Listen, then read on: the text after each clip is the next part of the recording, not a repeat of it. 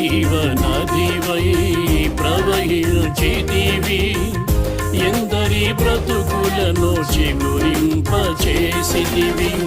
తిరిగి చిల్మింపచేసితివి నీలో. ఇక జీవించువాడను నే కానుగా, తిరిగి జన్మింపచేసితివి నీలో. ఇక జీవించువాడను నే కానుగా. ఆరాధనకు యోగ్యుడా, నా స్తుతి స్తోత్రార్హుడా.